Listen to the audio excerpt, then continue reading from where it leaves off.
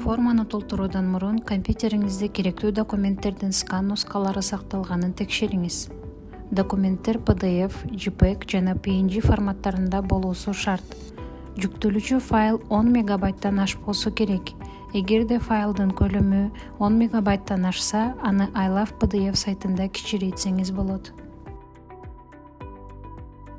Кыргыз Республикасындагы чет өлкөлүк диний уюмдардын миссиясын өкүлчүлүгүн каттоого арыз берүү үчүн Кыргыз Республикасынын Дин иштери боюнча мамлекеттик комиссиясынын расмий сайтына кириңиз. Андан кийин башкы барактын жогорку оң жагындагы диний уюмдарды онлайн каттоо баскычын басып, арыз берүү формасына өтүңүз. Бул жерде Кыргыз Республикасындагы чет өлкөлүк диний уюмдардын миссиясын өкүлчүлүгүн тандайбыз.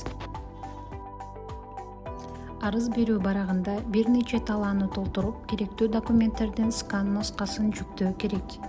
Сөзсүз толтурулушу керек болгон талаалар: чет өлкөлүк диний уюмдун миссиясынын толук аталышы, электрондук дарек, телефон номуру. Кийинки пункт: миссиянын Кыргыз Республикасында жайгашкан жери, адреси.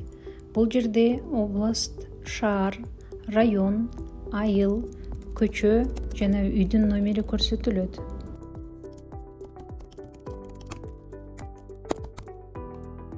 Конфессия бөлүмүндө тиешелүү динди жана диний агымды тандайбыз.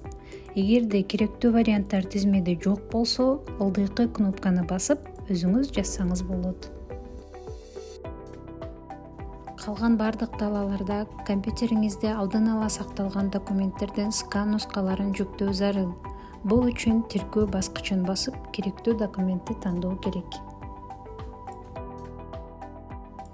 Каттоого арыздан сырткары миссиянын негизги максаттары жана милдеттери, анын жайгашкан жери жана ишмердүүлүгүнүн болжолдуу аймактык чектери, башкаруу структурасы жана жетекчиликтин ыйгарым укуктарынын мөөнөтү, каржылуу булактары жана мүлктүк мамилелер, миссиянын жабуу тартиби көрсөтүлгөн, миссиянын жобосу мамлекеттик жана расмий тилдерде тиркелет. Кийинкиси миссиянын кызматкерлеринин фамилиясы, аты, атасынын аты жана жекелигин тастыктаган документте көрсөтүлгөн маалыматтар. Кийин чет өлкөлүк борбордун уставынын нотариалдык жактан күбөлөндүрүлгөн мамлекеттик же расмий тилге котормосу менен көчүрмөсү. Диний борбордун өз өлкөсүнүн мыйзамдарына ылайык юридикалык тарап экенин тастыктаган мамлекеттик же расмий тилге нотариалдык жактан күбөлөндүрүлгөн котормосу менен реестрден көчүрмө же башка документ. Чет өлкөлүк диний уюмдун миссиясынын жайгашкан жерин тастыктаган документ. Миссиянын өкүлүнө ишенимдүү жакка нотариус тарабынан күбөлөндүрүлгөн ишеним кат.